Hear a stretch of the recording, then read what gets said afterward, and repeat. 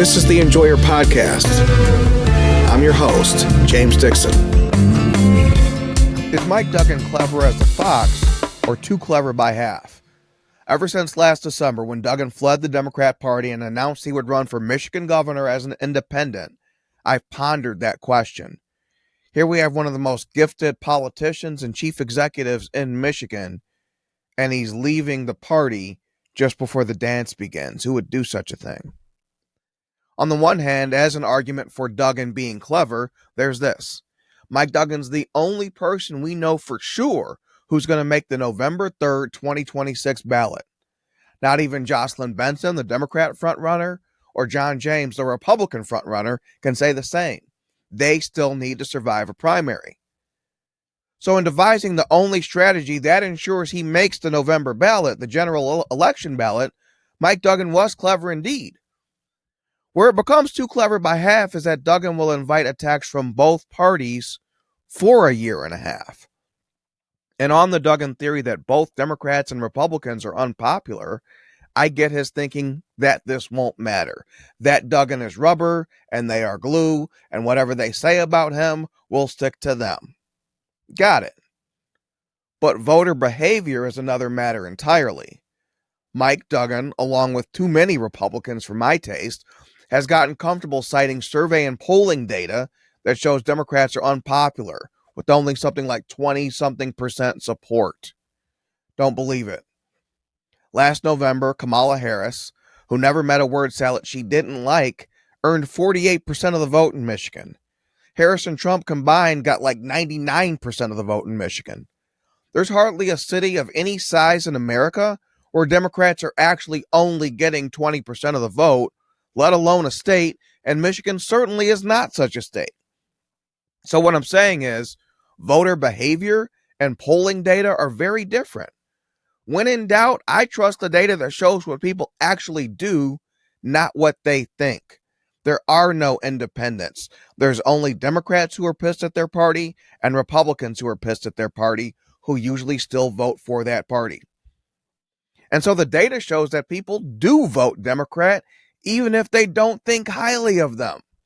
I haven't cast a vote for a Democrat since Barack Obama had black hair, and even I know that 20% is not a real number. 20% is cope. 20% is fake news. It's the false promise of spring in Michigan, but in reality it's June and you still have heat on in your house. Yet Duggan has bought into this theory entirely and even premised an entire campaign on it. Look at his response here when one young man asks Duggan why he's running when he knows doggone well that he'll draw votes from the Democrat. Hey, Dan, I see you post the same comment every time, and I felt like you deserve an answer as to why I'm running as an independent. And when you're talking about splitting the Democratic vote, if you saw the last NBC poll that only 29% of Americans have a favorable feeling of Democrats, there's actually not a lot of vote left to split. And the reality is the Democratic Party is in trouble for the same reason I left, that it's become so rigid in its orthodoxy that if you don't exactly agree with everything, you're attacked and ostracized. And I just think that somebody running for governor shouldn't answer to a party. They should be able to have their own opinions, like most Americans. Don't fall into one side or another. In past elections, more than 50% of voters in Michigan use straight ticket voting. This means they check a box and with it, choose all the Democrat or Republican or whatever party they're voting for in that section of the ballot. Straight ticket voting is an ingrained habit in Michigan. Straight ticket voting is so popular in Michigan that it used to be the law, then was repealed in 2015 in the Rick Snyder era, then it was repassed as a constitutional amendment by voters in the Rick Snyder era. As the great Ric Flair might say, you don't have to like straight ticket voting, but you better learn to love it, because it's here and it's not going anywhere. Don't discount this. As I see it, straight ticket voting could actually be the kill switch for an independent candidate. And perhaps that's even the thing behind the thing on it, that it protects the two main parties. If not from an individual loss, then certainly from a down ballot clear out. If someone is going to vote for an independent, they're not going to use straight ticket. They're going to vote for that one person, and then they'll probably revert back to their home party for the rest of the ballot.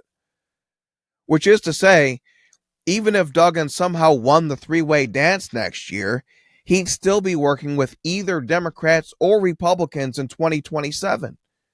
Or worse, he could have what Gretchen Whitmer has now, a cocktail of the two, where Republicans run the House and Democrats run the Senate. Right now, the Duggan thesis is only halfway to half right. Democrats might not love their candidates, but Republicans are pretty happy with theirs. Republicans have three good choices next year in State Senator Eric Nesbitt, former Attorney General Mike Cox, and Congressman John James. Democrats have a weak slate overall, but they also have the perceived frontrunner. Genesee County Sheriff Chris Swanson is best known for marching with Black Lives Matter. He bears an uncanny similarity to Jim Carrey's character in The Mask. I did find it odd when his campaign slogan was, "Somebody stop me." Swanson's energy is captivating in small doses, but it's grating over time. If Democrats pivot to Chris Swanson, that means the girl boss era is over in Michigan, and the party is planning to book a loss in 2026. Then there's Garland Gilchrist, our lieutenant governor. The best thing I can say about Garland is that I knew him before politics, and I knew him then to be a smart and thoughtful man. Once upon a time in 2008, we even did some blogging together at the Washington Times called Black on Black Thought. But these years, these 8 years, 8 years by the time the race happens as lieutenant governor, have not gone well, nor does history bode well. Michigan hasn't had a lieutenant governor rise to the big chair since Bill Milliken, and Milliken inherited the job when George Romney took a job in the Nixon administration. But then Milliken went on to win 3 full terms in his own right and became the longest-serving governor in Michigan history.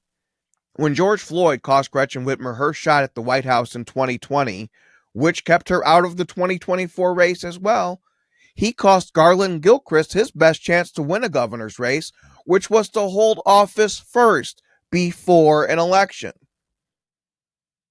Gilchrist and Benson both running puts Whitmer in an awkward position. As lieutenant governor, Gilchrist is technically Whitmer's heir apparent, but in a sense, Benson was Whitmer's real partner. Gilchrist went along for the ride, sure, but he wasn't one of the Charlie's Angels, and he's never won anything himself.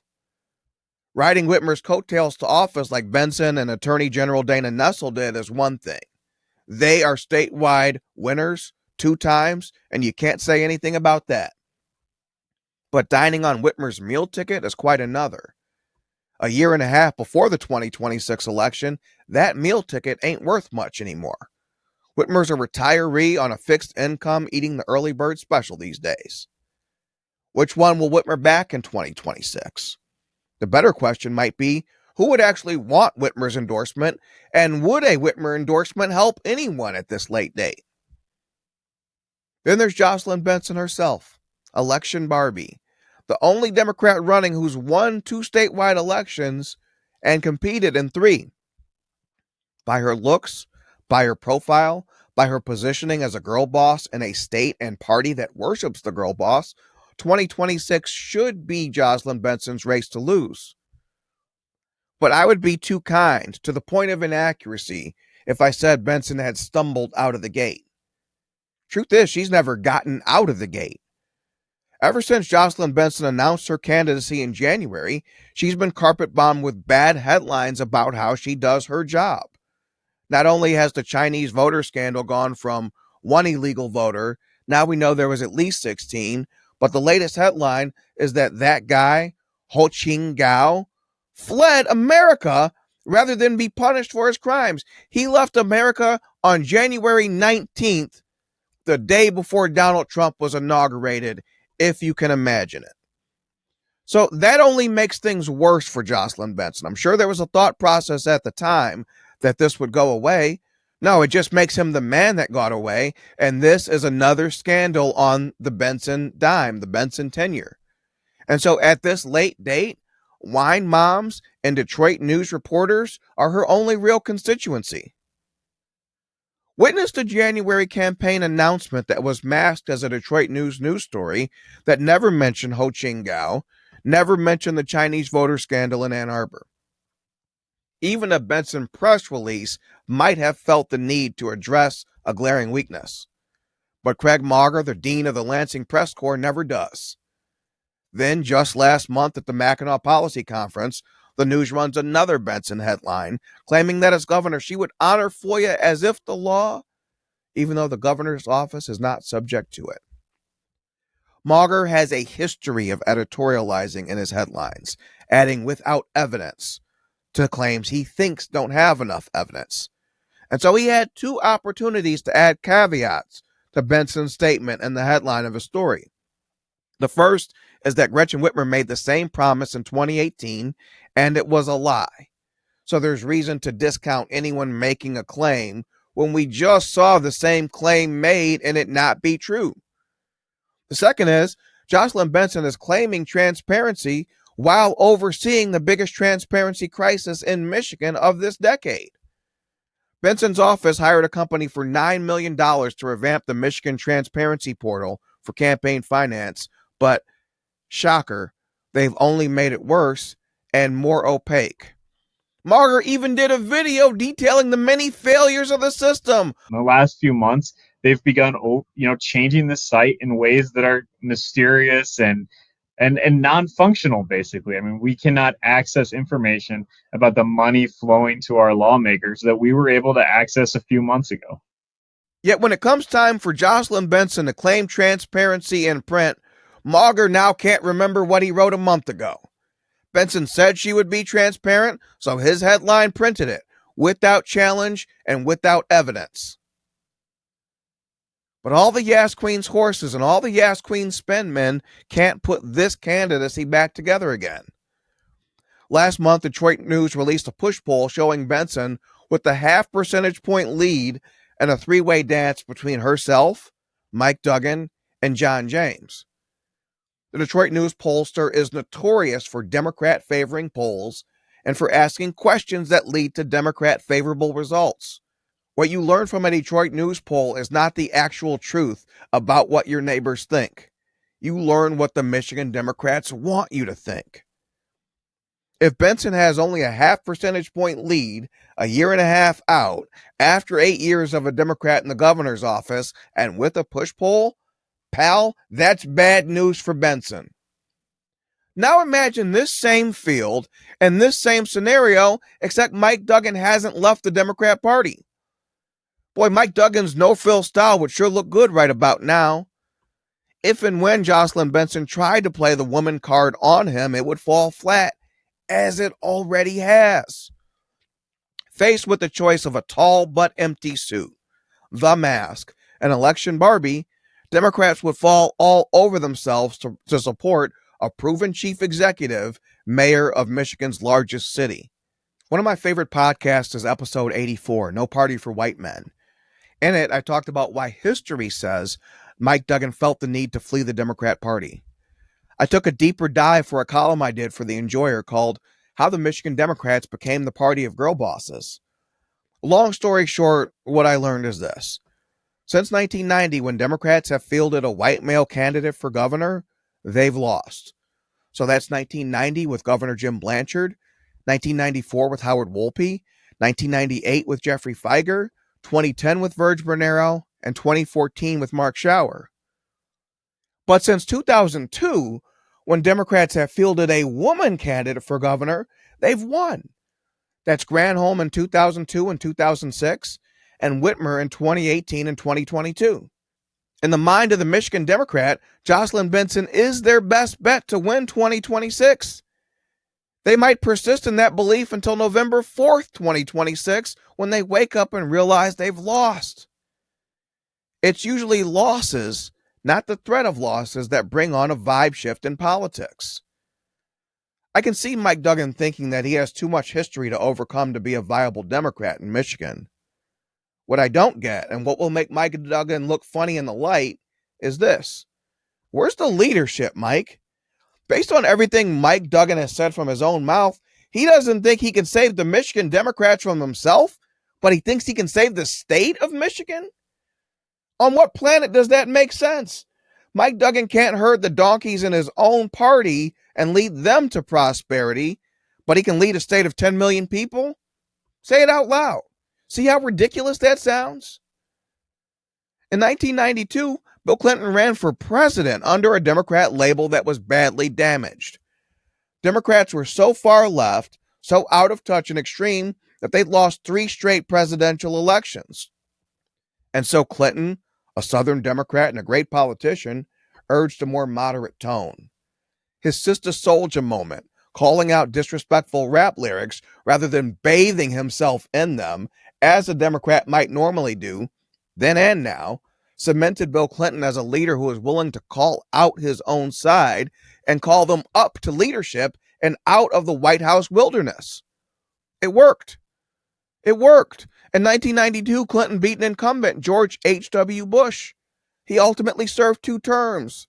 Like him or not, he's one of the most popular presidents we've ever had and presided over the decade we liked the best, the 90s. It wasn't easy, but he did it. Duggan instead took the easy way out. He didn't fight to fix the Democrat Party. He didn't urge moderation or act as a moderate, and in so doing lead by example. No, rather than be a leader, Mike Duggan chose to be a leaver. He fled the challenge posed by Jocelyn Benson and history and his party's suicidal push ever further to the left. Duggan left his party and claimed to offer a better form of politics. But events this week showed that leopards don't change their spots, and Mike Duggan is not the moderate who plays on TV. As Jay-Z said, you can try to change, but that's just the top layer. Man, you was who you was before you got here. Mike Duggan is who he's always been, a dyed-in-the-wool Democrat. For Mike Duggan, independence is just another cynical act. It's just another strategy. To start June, Duggan hoisted a pride flag high above Detroit City Hall. Mike Duggan looked at last year's election results and decided that this, now, would be a good time to leave the Democrats. But he should have taken from those election results the permission slip to end Pride Month in Detroit. Instead, at this late date, Detroit looks like the only place in Michigan that hasn't got the memo that Pride Month is canceled, that we no longer celebrate people for their sexuality in Michigan. Mike, that stone wall was an idol, and it's been torn down. Yet, there he was, Mike Duggan, the next big thing in Michigan politics, the guy who was going to offer Michigan Democrats a choice and not a weirdo, hoisting the pride flag and outflanking Jocelyn Benson to her left at a time when he should be reaching out to moderates and independents. You can try to change Mike, but that's just the top layer. Mike Duggan is a trans independent in that he only identifies as one. But he's no more of an independent by saying so than he would be a woman if he called himself Michelle. Another thing that ends right now, June 2025, today, is the era of self-identification. Here on earth, by our fruits we are known. Mike Duggan is not an independent. Detroit is not a comeback city. Mike Duggan is just another Democrat without the courage to fight or lead, and with an electoral strategy that's too clever by half.